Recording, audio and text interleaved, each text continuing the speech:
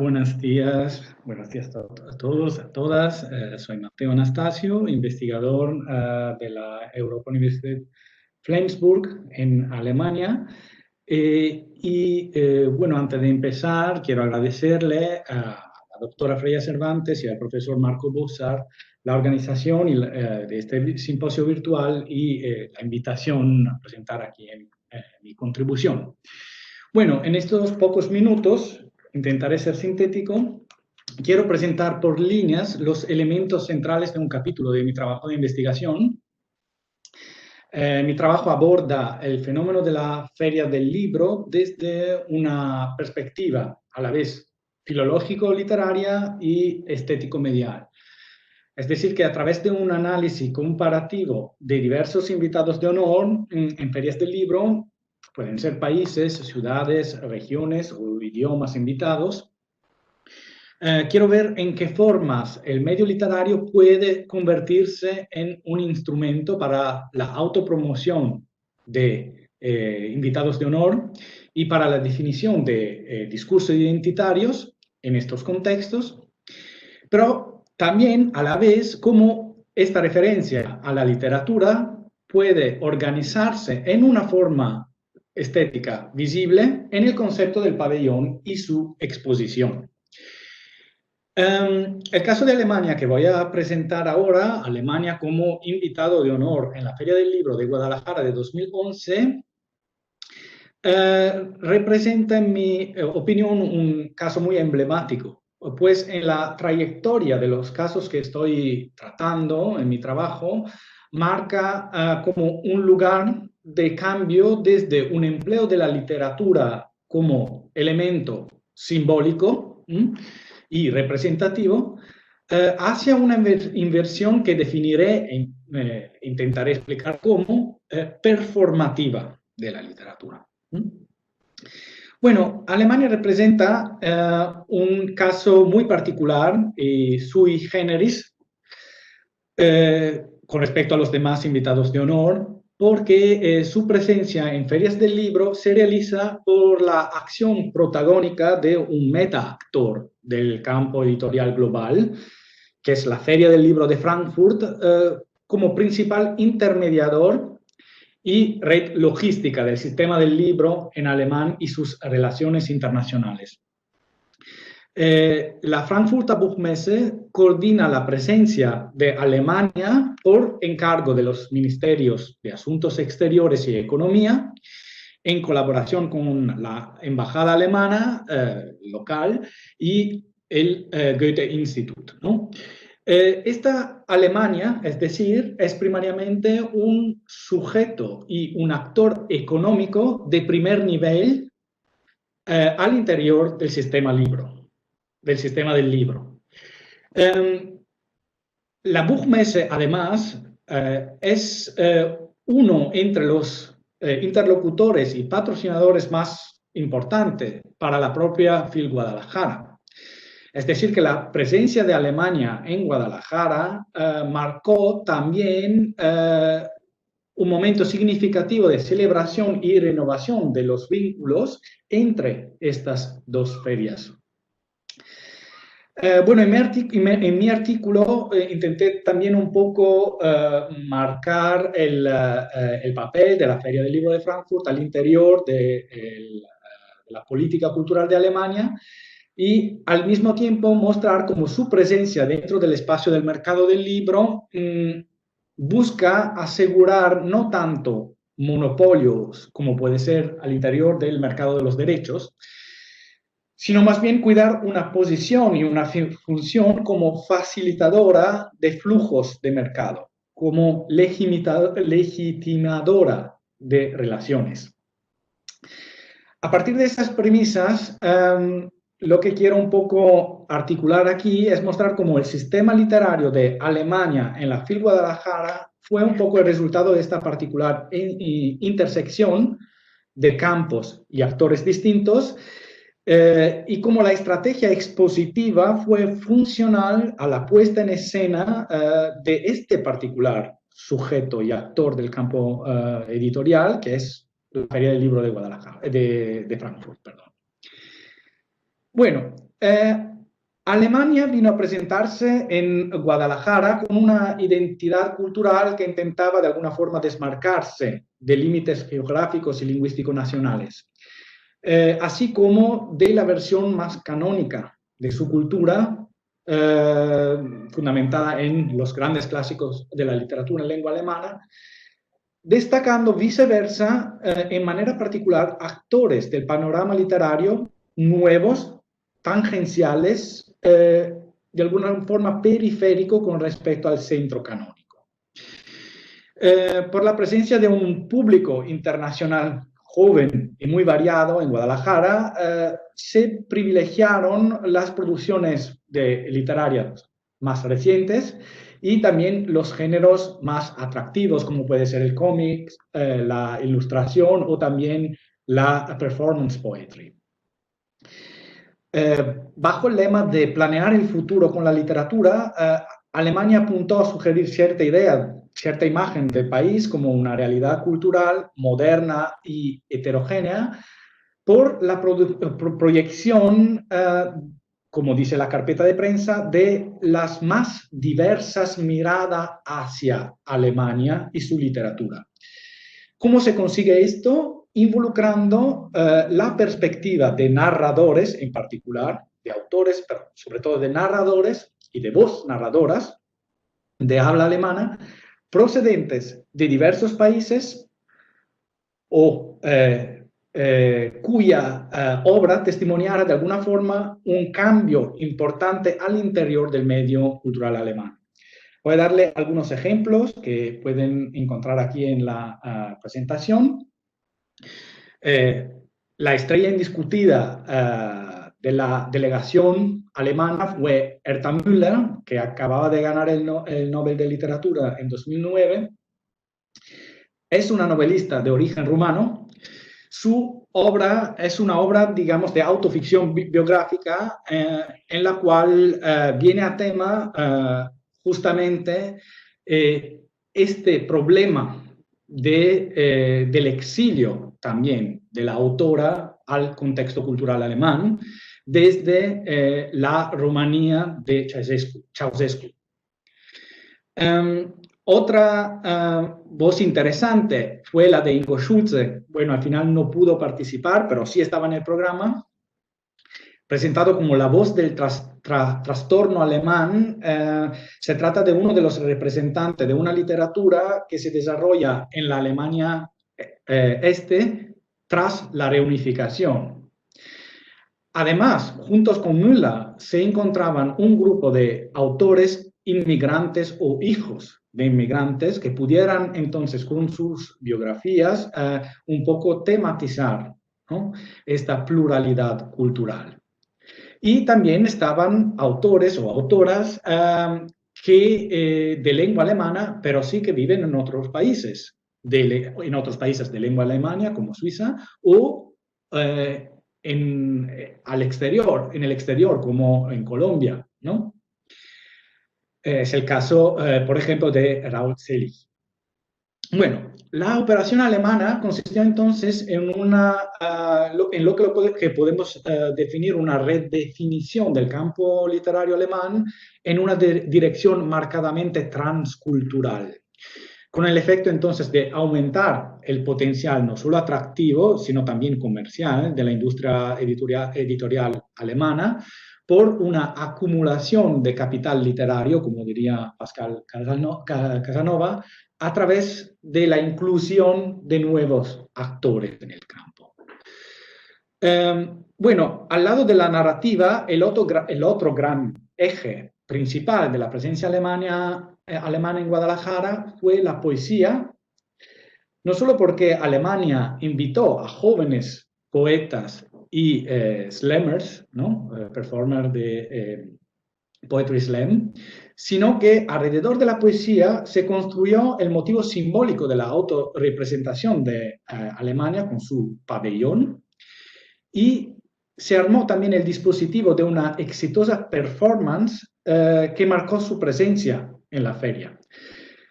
Todos los poetas invitados actuaron por decirlo así, en el pabellón alemán alrededor del llamado árbol de la poesía, con intervenciones de carácter más o menos extemporáneo.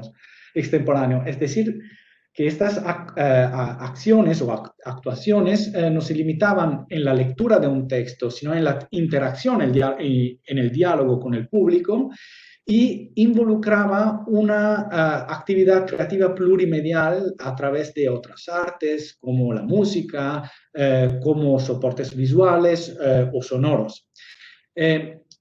Este complejo conjunto que se adscribe al género de la performance poetry contribuyó de forma sustantiva a, digamos, cierta espectacularización del invitado de honor.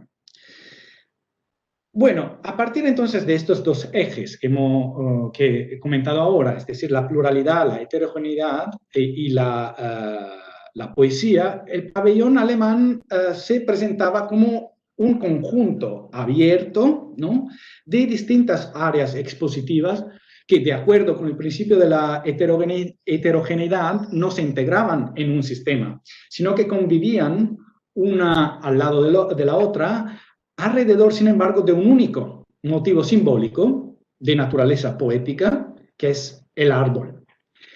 Entonces, 7 grandes árboles de madera dividían este ambiente circular en diversos rincones, con exposiciones bibliográficas y diversas áreas funcionales, como si el pabellón fuera algo como un bosque, una arboleda, como una muestra de las diversas especies o géneros del hábitat cultural alemán.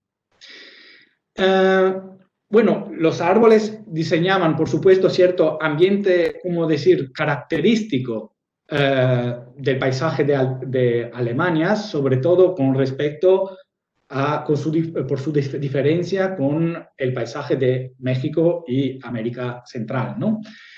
La estética inicialmente algo fría y sobria del pabellón remitía a la idea de un espacio en blanco, ¿no?, que atendía a ser rellenado de vida y de colores por la intervención de sus actores y sus interlocutores en las ferias. Pueden ver, por ejemplo, a partir de las imágenes, cómo poco a poco, por la acción de poetas y visitantes, el pabellón completara su escenario con las hojas, los papeles, los mensajes que los visitantes y los poetas dejaban en los árboles. Bueno, centro de esta metamorfosis, entonces, del pabellón alemán era el árbol de la poesía. En este árbol, principalmente a lo largo de las performances, poetas y visitantes podían colgar poesías o reflexiones sobre Alemania. Poco a poco, esta performance se alargó, se amplió a todo el pabellón, involucrando todos los árboles del espacio, ¿no? Bueno, como comenté también en detalle en mi artículo, la idea se debió a la iniciativa de un poeta y crítico, Timo Berger, y fue acogida con mucho entusiasmo por parte del comité de la arquitecta Sabine Weissmüller, quienes reconocieron en esta propuesta un enorme potencial comunicativo para Alemania y convirtieron entonces el motivo del árbol en el propio concepto del pabellón, ¿no? Pregunté, sin embargo, a Timo Berger, ¿por qué el árbol? ¿De dónde nació esta idea? Y él me dijo, el árbol es un lugar para la reflexión de una forma muy tradicional y también muy ligada o muy ligado con la cultura alemana. Como en el pueblo, en donde hay el árbol grande y toda la gente va y hace su corazoncito o lo que sea, como punto de encuentro, era como también un trasplante, porque Guadalajara no es una zona boscosa. Bueno, Berger evidencia aquí un poco la función comunicativa del árbol al interior de un contexto social, muestra su enlace también con la actividad creativa de la poesía como lugar de inspiración y señala como referente implícito a una segunda pregunta que le hice, cierta veneración de la cultura romántica alemana hacia los árboles, como, digamos, un referente con el cual él implícitamente, inconscientemente, debía haber trabajado para llegar a esta idea del árbol. Efectivamente, la referencia al motivo del árbol en la literatura de lengua alemana se encuentra en una gran cantidad de textos. En mi artículo y en el título de esta ponencia juego un poco con con un verso de Rainer Maria Rilke, de Sonetos a Orfeo, el primer verso que dice y se elevó un árbol, porque es un poco como un guiño, ¿no?, a el árbol que se elevaba ahí en el pabellón alemán. Sin embargo, más que la simple, digamos, referencia o la frecuencia de este referente al interior de la literatura alemana o de la poesía alemana, resulta significativo el hecho de que a partir de una relación de poetas y escritores con su entorno natural, local, este motivo del árbol y del bosque acaba por definir de alguna forma un código expresivo de la poesía reconocido por la propia crítica literaria, y cómo a través de la literatura entonces se establece de alguna forma una conexión imagotípica o imagológica entre el motivo del bosque y el propio carácter del alemán. Entonces, el motivo del árbol al interior del pabellón alemán se insertaba en un entramado de referencias y de discursos sobre la literatura, pero al mismo tiempo, como destaca aquí Berger, venía a simbolizar, con esta imagen, ¿no?, del trasplante, la peculiar capacidad de penetración de la cultura alemana en el exterior, de la que la Frankfurter Buchmesse, por ejemplo, es un ejemplo muy logrado. En esta línea se orientó también el estudio de arquitectos de Weissmuller, que intentó profundizar un poco el espectro de significaciones del árbol, del motivo del árbol, en esta dirección, en la dirección de un perfil de Alemania. Leyendo la memoria del concepto arquitectónico, por ejemplo, destacan algunas referencias principales: el árbol como materia prima renovable y símbolo del medio ambiente y de una relación particular que Alemania tiene entonces con la ecología y el medio ambiente; el bosque como símbolo de Alemania y alegoría de sus virtudes, durabilidad, fiabilidad, que sin embargo son también virtudes de un interlocutor de carácter económico y comercial. El bosque como, el árbol o el bosque también como tema de la literatura, se ha dicho, como lugar de lectura, lugar de inspiración poética, como símbolo de vida y de la creación literaria en general, y finalmente como soporte para la escritura y otros signos. El motivo del árbol entonces conectaba una compleja red semántica de significaciones y en particular funcionaba como símbolo de Alemania con sus marcas de fortaleza, reflexividad, atendiendo así a cierta expectativa positiva hacia este país. La metáfora del árbol, sin embargo, es también una de las simbologías más antiguas y universales. No me voy a detener aquí en tantos ejemplos. Entre otros, el árbol es también una potente imagen étnica.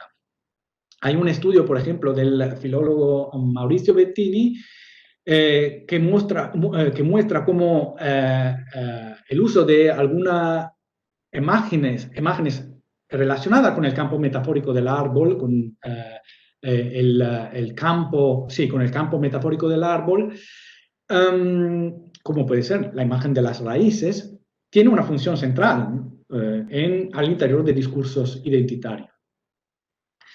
Dentro de la metáfora identitaria, el cuerpo del árbol, el espacio del árbol, resume un cierto esquema jerárquico, ¿no?, y cronológico temporal. La parte de abajo, constituida por las raíces o el tronco, entra en resonancia con el campo semántico de lo que es fundamental, dice Bettini, y se relaciona con el dominio de lo originario, del pasado, de lo estable. La parte de arriba, viceversa, como la copa, las ramas, las hojas, representan el desarrollo sucesivo. Sí. Entonces, me parece que esta imagen en realidad se encuentra también en el utilizo, aunque de manera muy implícita, en el utilizo del árbol para el pabellón alemán. En la idea originaria de Berger, por ejemplo, este mismo trasfondo, ¿no?, metafórico se hace visible en un boceto de los bocetos preparatorios que el poeta utilizó para su idea del árbol de la poesía. En el árbol ahí dibujado se puede ver, entonces, se pueden distinguir de forma ejemplificativa los nombres de algunos entre los más consagrados clásicos de la literatura de lengua alemana, distinguiendo entre el tronco y las ramas, porque el tronco es ocupado por los clásicos, digamos, del canon nacional moderno. Las ramas son reservadas a los contemporáneos. Se supone entonces, según este esquema, que las hojas, con las libres intervenciones de poetas invitados y del público, representaría de alguna forma el presente y el futuro de la literatura en alemán, que si bien novedoso, se alimenta por el enlace con esta tradición. Me parece muy interesante porque finalmente si el motivo del árbol vino a ser utilizado como motivo de una performance literaria muy innovadora, al mismo tiempo conserva en su interior este enlace muy fuerte con una tradición literaria local. Bueno, no me puedo aquí detener en el análisis de los libros que estaban ahí expuestos en el pabellón alemán, solo puedo mencionar la presencia de una vitrina con los volúmenes de primeras ediciones originales de la editorial El Libro Libre, fundada en 1942 por los exiliados de lengua alemana en México en los años de la Segunda Guerra Mundial. Esta pequeña muestra destacaba por completo de las demás exposiciones ahí en el pabellón por su contexto no contemporáneo y por cierta modalidad aurrática de presentación, ¿no?, los libros originales que están detrás de la vitrina. También en este caso la exposición fue una propuesta del director de la editorial y librería alemana Herder en México, Jan Cornelius Schulz-Abade, quien puso a disposición su colección privada de libros con el objetivo de documentar un momento capital, aunque poco conocido, de la historia editorial alemana y de su cooperación mexicana. La propuesta, no sin conflictos, fue bien acogida por el comité, que vio en ello una oportunidad para ofrecer una proyección a aspectos históricos de la relación entre Alemania y México. Bueno, pues esta pequeña exposición, además de ofrecer la única exposición de clásicos, aunque no de clásicos canónicos, ofreció una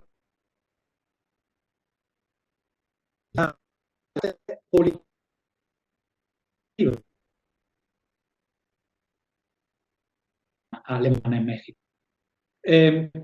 Además, todos procedentes de diversos países, Alemania, Austria, Checoslovaquia, Polonia, Hungría, es decir que otra vez se presentaban autores bajo una perspectiva transnacional y multicultural.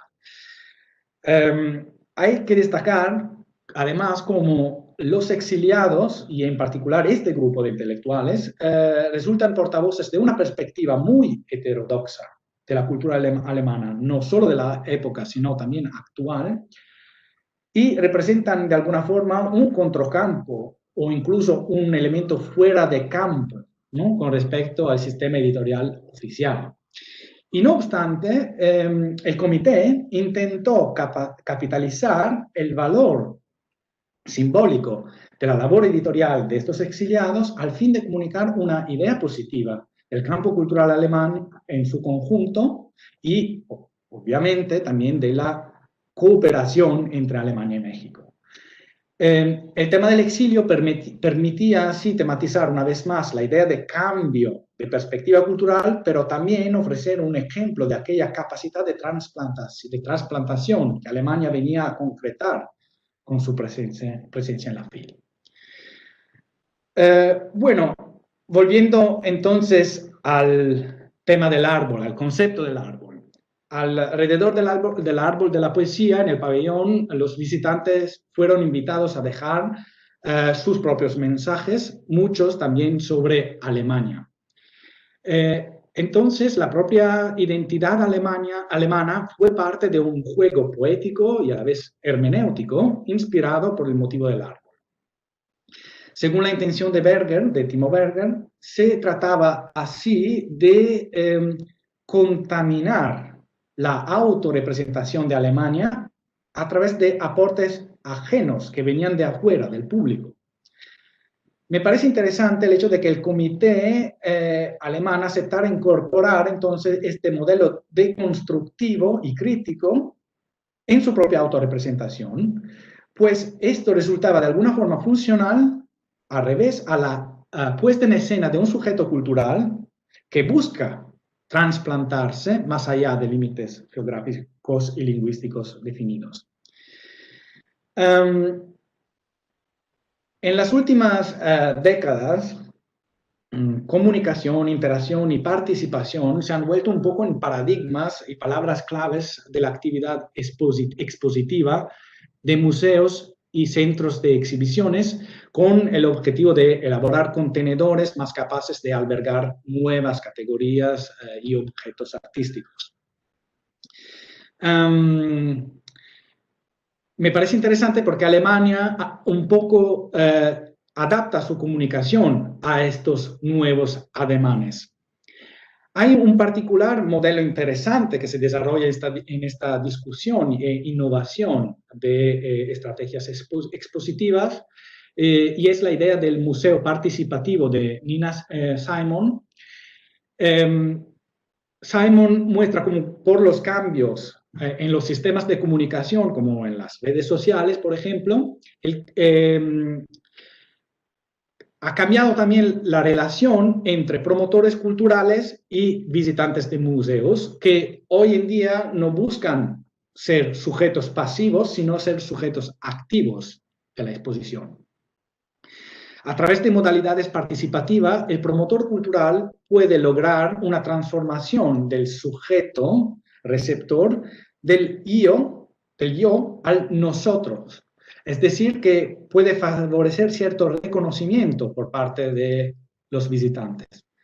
Así entonces, Alemania, en adaptar su estrategia expositiva a modernos ademanes de comunicación, logró no solo activar la curiosidad y la atención del público, sino consiguió también cierto efecto de identificación, lo que tiene una reverberación también positiva con respecto a la posibilidad de promocionar productos y afianzar de alguna forma, ¿no?, la marca del país invitado. Finalmente, entonces, Alemania puso en campo lo que la antropología reciente define una identidad performativa, a diferencia de la identidad sustancial. La identidad performativa se crea y se da forma de manera inexplícita en una actitud comunicativa que cumple con ciertos criterios elegidos y aceptados por los miembros de un grupo. Se trata de una modalidad completamente distinta y opuesta a aquella relación más frontal y algo monumental a la que habían acostumbrado, por ejemplo, el público de ferias del libro, los primeros invitados de honor en la Feria del Libro de Frankfurt en la década de los 90, con la proyección de grandes tradiciones y patrimonios culturales nacionales. Alemania entonces eligió no tanto mostrarse a través de una selección de momentos tópicos o consagrados de su cultura, sino en una actuación comunicativa en la cual elementos salientes de su cultura pudieran relucir por el impacto emotivo que dejaban en el público. En esta conversión, entonces, la literatura se vuelve en un medio y en un lenguaje que hace posible la interacción cultural. Bueno, les dejo entonces con esta imagen de, ¿no?, esta huella emotiva en una entrevista con la entonces directora de la FIL Guadalajara, Nubia Macías Navarro, que me dijo: yo creo que si hay algo de lo que la gente se acuerda en el pabellón de Alemania, es de los árboles. Era un happening de 9 días, muy lindo, y que la gente lo utilizó. Y que luego lo han replicado en muchos lugares. Ya no Alemania, sino la gente que vino y a la que le encantó. Ese, por ejemplo, fue uno de los guiños más lindos que tuvo Alemania. Bueno, y con este guiño se acaba acá mi ponencia. Muchas gracias por escuchar y con mucho gusto contestaré a todas las preguntas que les surgieran sobre esta sintética y quizás un poco apresurada presentación. Espero verles pronto para nuestra discusión. Un muy buen día.